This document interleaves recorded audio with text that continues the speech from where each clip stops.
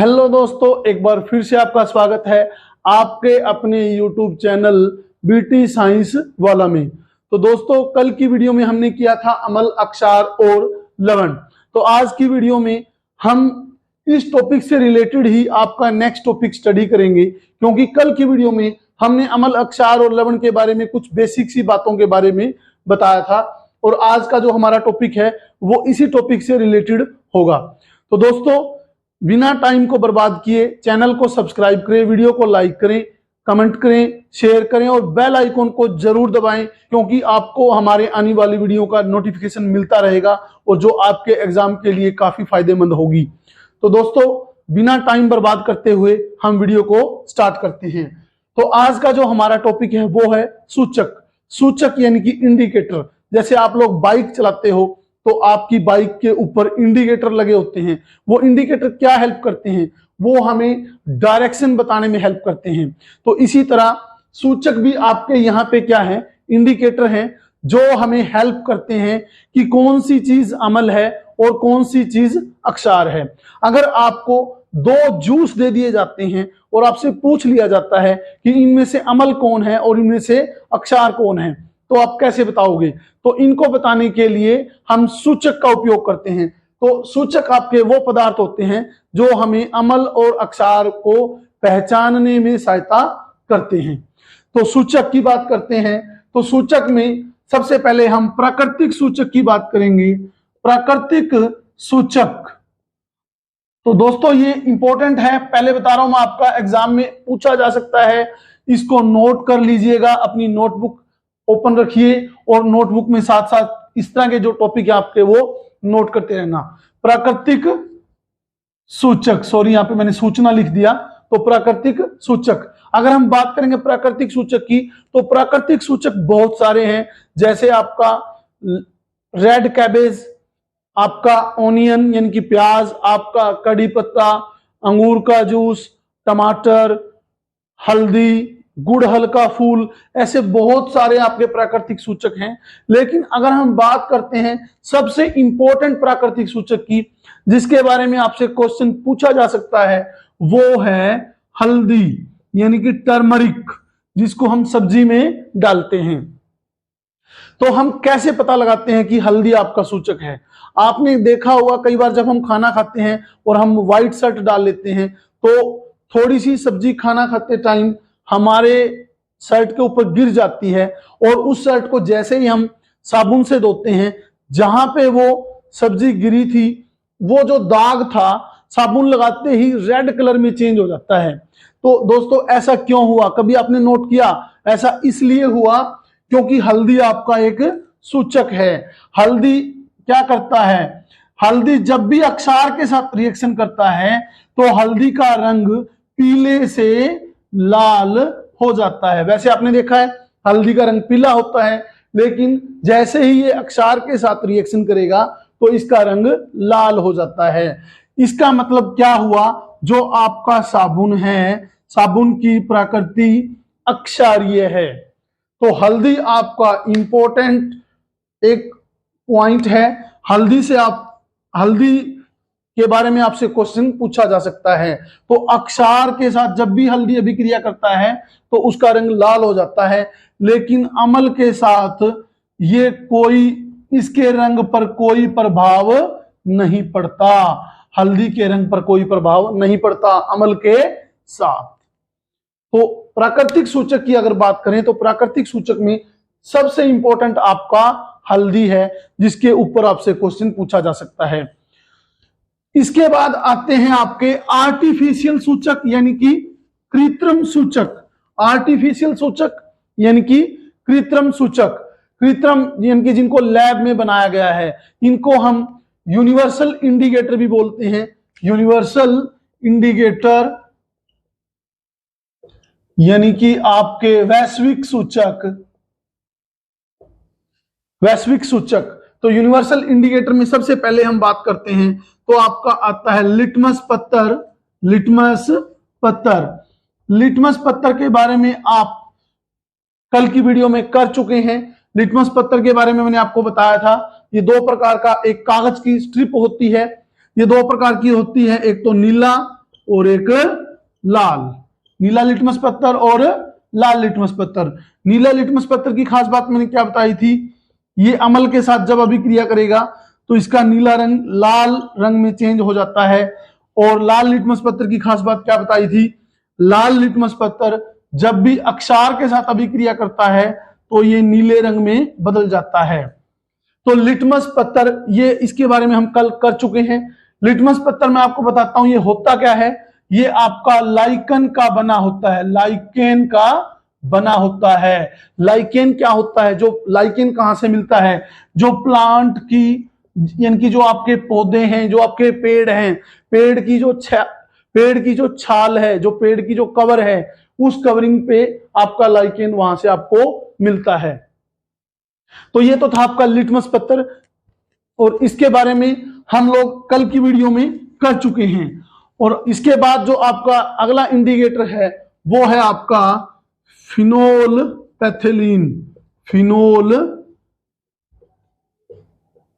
पैथिलीन, phenol पैथिलीन क्या होता है।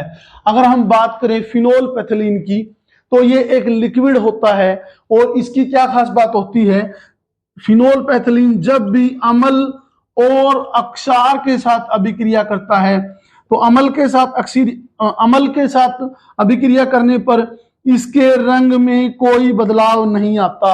अम्ल के साथ अभिक्रिया करने पर इसके रंग में कोई बदलाव नहीं आता।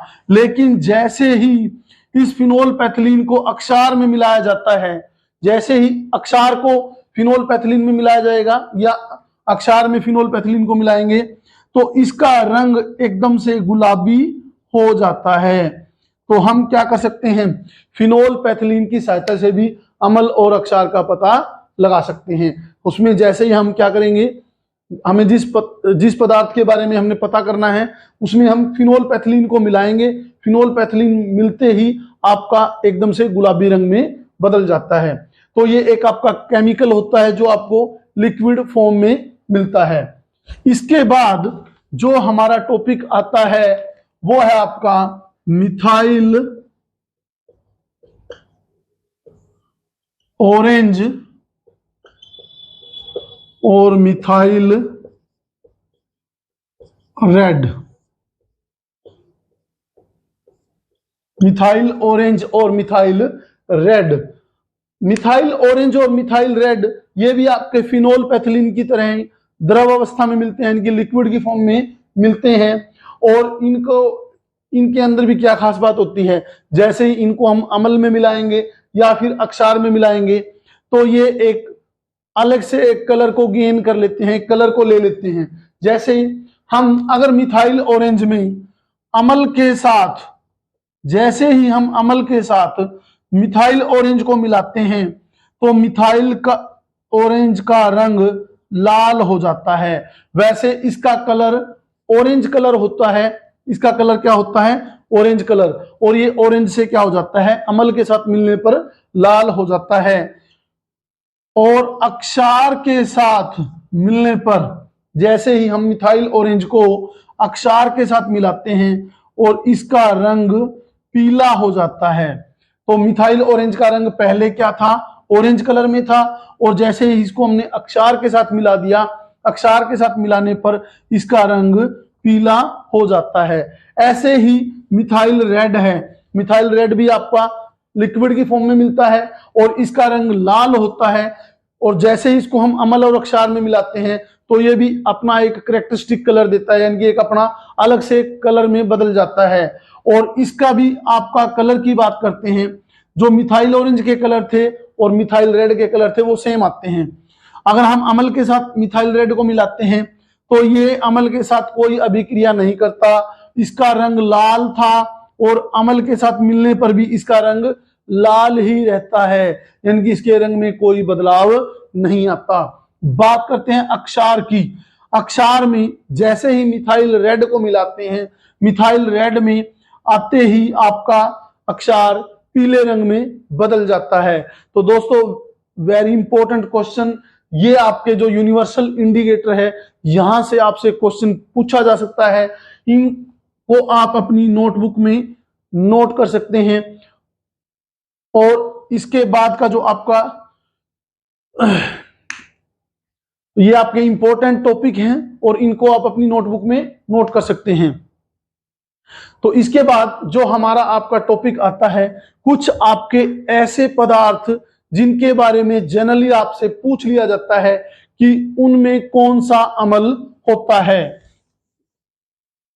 अगर हम बात करें तो कुछ आपके ऐसे पदार्थों के बारे में, और मैं 100% दावे के साथ बोलता हूं, जो मैं ये टॉपिक अब आपको करवाने जा रहा हूं, यहां से आपसे किसी ना किसी एग्जाम में क्वेश्चन जरूर पूछ लिया जाता है। तो आपके वो कौन कौन से पदार्थ हैं जिनके बारे में आपसे एग्जाम में पूछा जाता है। तो बात करते हैं सबसे पहले आपका सिट्रिक अम्ल। सिट्रिक अम्ल, अगर सिट्रिक अम्ल की बात करते हैं तो जितने भी खट्टे पदार्थ हैं, खट्टे पदार्थों में आपका सिट्रिक अम्ल मिलता है। जैसे हम बात करते हैं नींबू, संतरा और आपका अंगूर और आपका आंवला।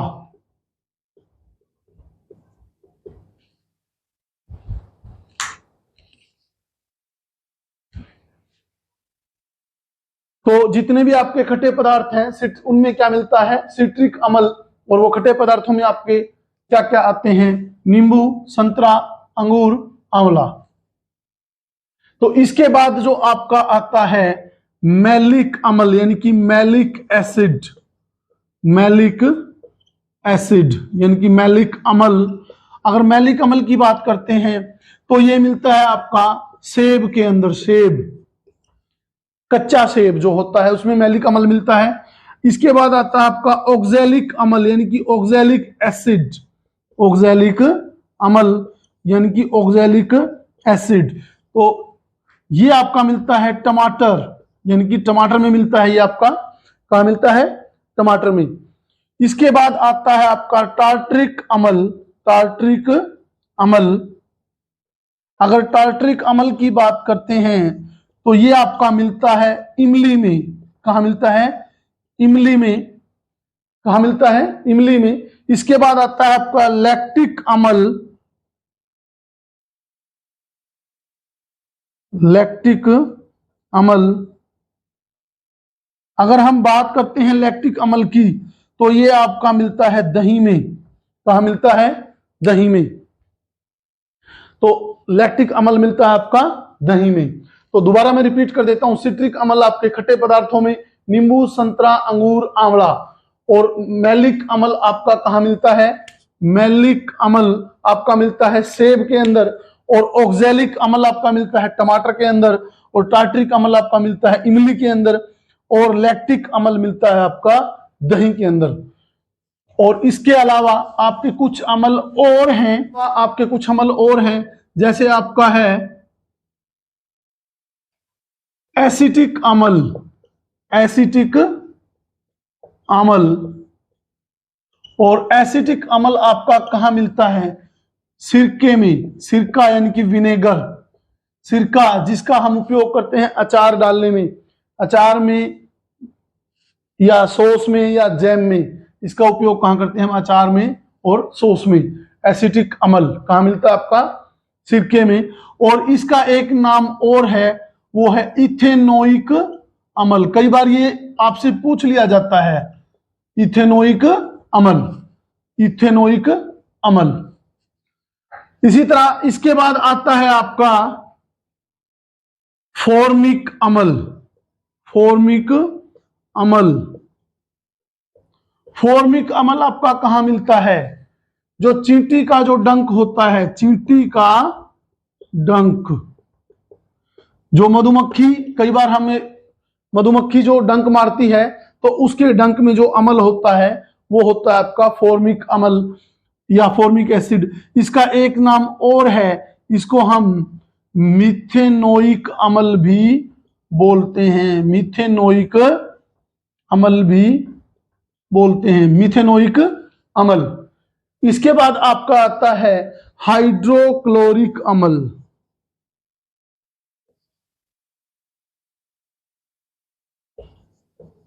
हाइड्रोक्लोरिक अम्ल। अगर बात करें हाइड्रोक्लोरिक अम्ल की, तो हाइड्रोक्लोरिक अम्ल हमें हमारी आंत के अंदर मिलता है। सॉरी, अगर बात करें हाइड्रोक्लोरिक अम्ल की, तो हाइड्रोक्लोरिक अम्ल हमें हमारे अमाशय में मिलता है, हमारे अमाशय में, जो हमारे भोजन को पचने में सहायता करता है।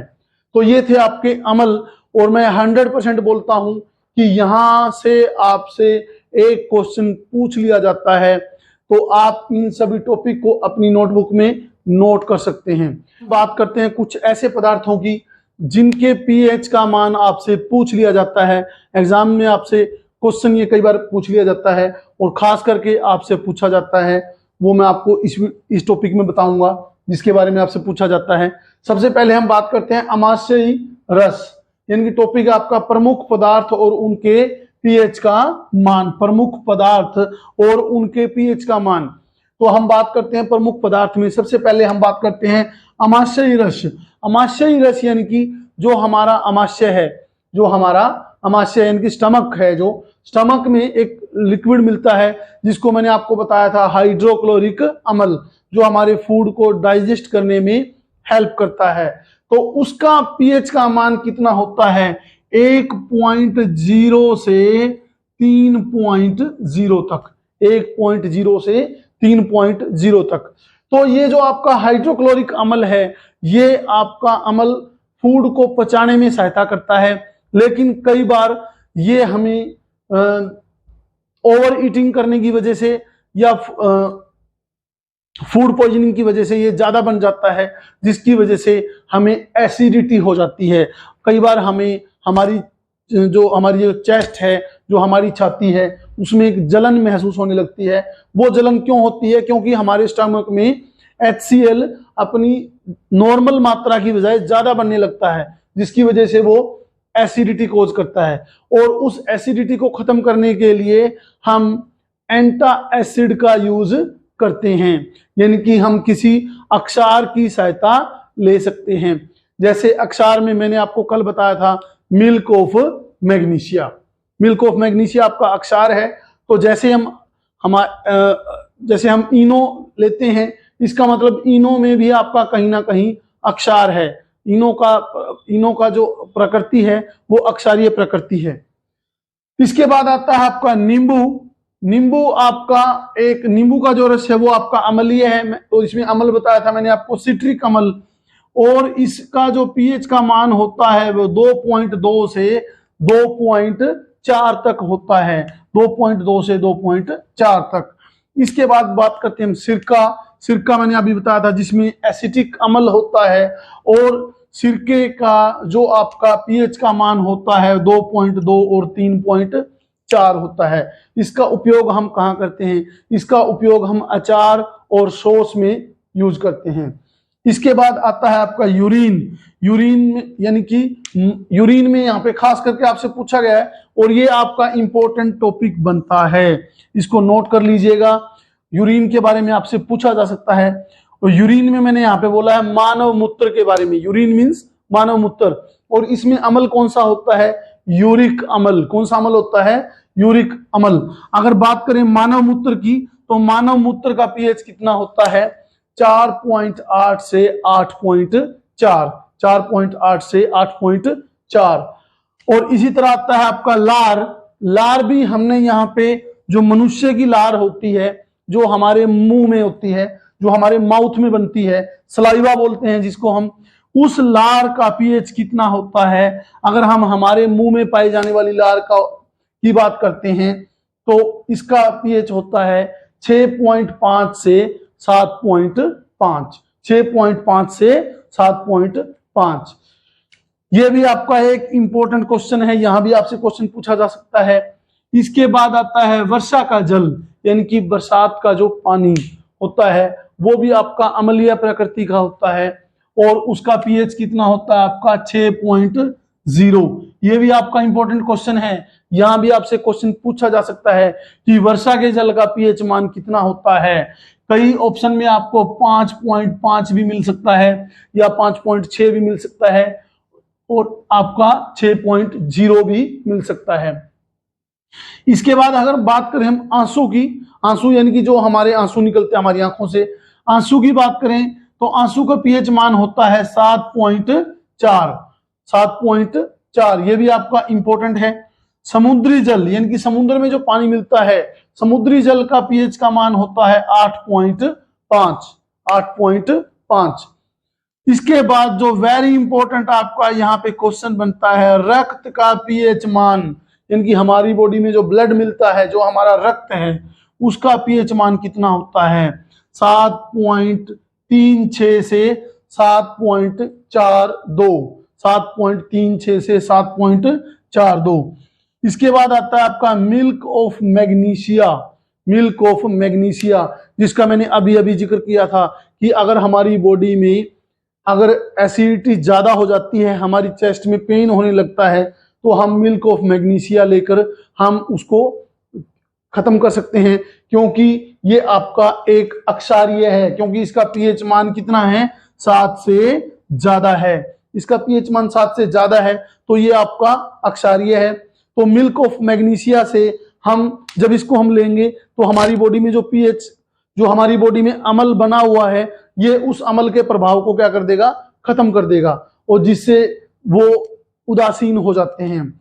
और मिल्क ऑफ मैग्नीशिया का फॉर्मूला मैं कल आपको बता चुका हूं, मैग्नीशियम हाइड्रोक्साइड, ये आपसे पूछा जा सकता है, ये आपका इंपॉर्टेंट टॉपिक है। तो ये थे आपके कुछ इंपॉर्टेंट पदार्थ, यानी कि कुछ महत्वपूर्ण पदार्थ जिनसे आपसे पीएच मान के बारे में आपसे किसी टाइम भी पूछा जा सकता है। तो इसके बाद आपका जो नेक्स्ट टॉपिक आता है, हमारी बॉडी में पीएच का क्या रोल है, हमारी बॉडी में पीएच का क्या रोल है। या हम कुछ बातें तो बता चुके हैं कि हमारी बॉडी में पीएच का क्या रोल है। इसके बाद है आपका हमारी बॉडी में पीएच का क्या रोल है। अगर बात करते हैं हमारी बॉडी में, तो मैंने अभी आपको बताया था हमारे अमाशय में आपका क्या पाया जाता है? अमाशय में पाया जाता है आपका हाइड्रोक्लोरिक अम्ल, जो हमारे फूड को डाइजेस्ट करने में हेल्प करता है। अगर वो ज्यादा मात्रा में बन जाता है तो हमें एसिडिटी हो जाती है, और उस एसिडिटी को खत्म करने के लिए हम एंटा एसिड का उपयोग करते हैं। हम बात करते हैं एंटा एसिड की, तो एंटा एसिड में आपका milk of magnesia, milk of magnesia यानी कि मैग्नीशियम हाइड्रोक्साइड, मैग्नीशियम हाइड्रोक्साइड। इसके बाद आता है आपका, कई बार हमें मधुमक्खी डंक मारती है तो हमारी बॉडी में स्वेलिंग आने लगती है। क्यों होता है ऐसा? क्योंकि वो मधुमक्खी हमारी बॉडी में एक एसिड छोड़ देती है, और वो एसिड आपका फॉर्मिक अम्ल। उसके प्रभाव को खत्म करने के लिए हम क्या करेंगे? किसी भी अक्षार को उस पर अगर लगा देते हैं तो क्या होगा? अक्षार लगाने के बाद उस फॉर्मिक अम्ल का प्रभाव क्या होगा? कम हो जाएगा, और जिससे हमें धीरे धीरे राहत मिलना शुरू हो जाती है। तो हम सबसे बढ़िया अगर अक्षार की बात करते हैं तो हम थोड़ा सा उसके ऊपर कोई भी साबुन लगा सकते हैं। इसके बाद आता है कि जो आपके दांत है, जब हम खाना खाते हैं रात को, खाना खाने के बाद जब हमारे मुंह में कुछ फूड पार्टिकल बच जाते हैं, इनकी भोजन के कुछ टुकड़े बच जाते हैं, वो टुकड़े क्या करते हैं? हमारे माउथ में कैविटी बना देते हैं, जिसकी वजह से हमारे मुंह का जो माउथ का पीएच है वो गिर जाता है, और हमारे माउथ का पीएच का मान 5.5 तक आ जाता है, जिसकी वजह से हमारा जो हमारा माउथ है वो अम्लीय हो जाता है। क्या हो जाता है? अम्लीय। और जिसकी वजह से हमारे जो दांत हैं वो आपको पता है एनिमल से बने होते हैं। दांत हमारे किससे बने होते हैं? एनिमल से। और ये हमारे शरीर का सबसे कठोर पार्ट है। हमारा जो दांत है वो एनिमल से बना होता है, और ये हमारे शरीर का सबसे एक कठोर भाग है, कठोर पार्ट है। और एनिमल आपका किसका बना होता है? Calcium phosphate. एनिमल किसका बना होता है? Calcium phosphate.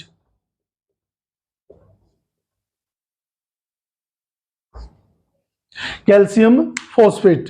तो क्या होगा, जैसे हम खाना खाएंगे और खाना खाने के बाद रात को सोते टाइम कुछ फूड पार्टिकल अगर हमारे माउथ के अंदर बच जाते हैं तो वो कैविटी बना देते हैं, और वो कैविटी क्या करेगी, हमारे पीएच का, मुंह का पीएच, हमारे माउथ का पीएच 5.5 तक ले आते हैं, जिससे हमारा जो माउथ है वो अम्लीय हो जाता है, और जो क्या करता है, हमारे एनिमल के ऊपर प्रभाव डालता है, जो हमारे दांत हैं उनके ऊपर प्रभाव डालता है, और हमारे दांत क्या होने लगते हैं, धीरे धीरे कमजोर होने लगते हैं, और हमारे दांत समय से पहले गिर भी सकते हैं। तो इस तरह हम क्या करते हैं, उस एसिडिक प्रभाव को खत्म करने के लिए, इनकी अम्लीय प्रभाव को खत्म करने के लिए हम अक्षार का प्रयोग करते हैं। सुबह जब हम पेस्ट करते हैं तो जो आपका पेस्ट होता है वो अक्षारीय होता है, जिसकी वजह से हमारा माउथ का पीएच मेंटेन रहता है। तो रात को सोते समय ध्यान रखना चाहिए, रात को जब भी हम खाना खाते हैं तो खाना खाने के बाद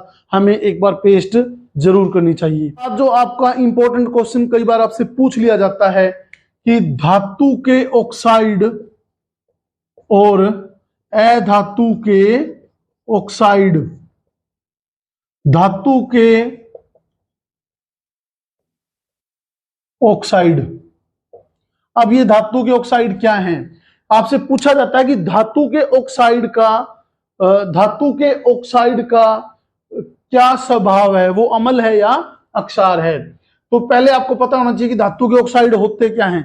कोई भी जो आपकी धातु है, उस धातु के साथ में जब भी ऑक्सीजन मिलती है, धातु के साथ में जब भी ऑक्सीजन मिलेगी तो उसको बोलेंगे धात्विक ऑक्साइड, यानी कि धातु के ऑक्साइड। इसमें जैसे आपका आता है मैग्नीशियम ऑक्साइड, आपका आता है मैग्नीशियम ऑक्साइड, और आपका आता है कैल्शियम ऑक्साइड। तो ये मैग्नीशियम और कैल्शियम आपके दोनों ही क्या हैं, धातु हैं, और इनके साथ में जब भी ऑक्साइड मिलेगा तो क्या बनाएगा, ऑक्साइड। तो अगर हम इनकी बात करते हैं धातु के ऑक्साइड की, तो धातु के ऑक्साइड हमेशा आपके अक्षारीय प्रकृति के होते हैं। याद रखना, एग्जाम में डायरेक्ट क्वेश्चन पूछा जा सकता है कि धातु के ऑक्साइड का क्या स्वभाव होता है, अम्लीय या अक्षारीय। तो ज्यादातर धातु के ऑक्साइड हमेशा अक्षारीय ही होते हैं, लेकिन कुछ धातु के ऑक्साइड आपके एम्फोटेरिक यानी कि उभयधर्मी भी होते हैं। उभयधर्मी मतलब वो दोनों का काम करते हैं, अम्ल का भी और अक्षार का भी। वो आपके क्या हैं, एक तो है एल्युमिनियम के ऑक्साइड, इनकी जब आपकी ऑक्साइड एल्युमिनियम के साथ मिलेगी, और एक आपका जिंक का ऑक्साइड। ये ऑक्साइड आपने याद रखने हैं। ये दो ऑक्साइड आपके ऐसे हैं जो एम्फोटेरिक हैं। एम्फोटेरिक मींस उभयधर्मी, उभयधर्मी मींस ये आपका अम्ल और अक्षार, अम्ल और अक्षार दोनों का काम करते हैं, अम्ल का भी और अक्षार का भी। तो इंपॉर्टेंट क्वेश्चन आपका, धातु के ऑक्साइड हमेशा अक्षारीय होते हैं, लेकिन कुछ आपके उभयधर्मी भी होते हैं, जिनकी जो अम्ल का भी काम करते हैं और अक्षार का भी काम करते हैं। उभयधर्मी के बारे में हम बता सकते हैं, एक तो एल्युमिनियम ट्राइऑक्साइड और एक जिंक ऑक्साइड। इनकी जिंक के ऑक्साइड और एल्युमिनियम के ऑक्साइड आपके क्या होते हैं, उभयधर्मी। अगर हम बात करते हैं अधातु के ऑक्साइड, अधातु के ऑक्साइड, अगर बात करेंगे अधातु के ऑक्साइड की, तो अधातु के ऑक्साइड की प्रकृति अम्लीय होती है। अधातु के ऑक्साइड की प्रकृति अम्लीय होती है, जैसे आपका कार्बन डाइऑक्साइड।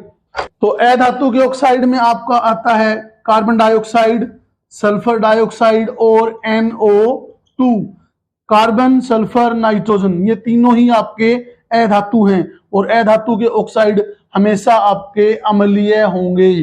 तो याद रखना, ये आपसे क्वेश्चन पूछा जा सकता है कि अधातु के ऑक्साइड का स्वभाव कैसा होता है, अम्लीय या अक्षारीय। तो दोस्तों उम्मीद करता हूं वीडियो आपको पसंद आएगी, तो चैनल को जितना जल्दी हो सके सब्सक्राइब करें, बेल आइकॉन दबाएं, ताकि आपको हमारे फ्यूचर में आने वाली वीडियो आपको मिल सके और जिससे आपका फायदा हो सके। तो अगर आपको कोई भी इससे रिलेटेड कोई प्रॉब्लम आती है तो आप कमेंट में जाकर कमेंट कर सकते हैं।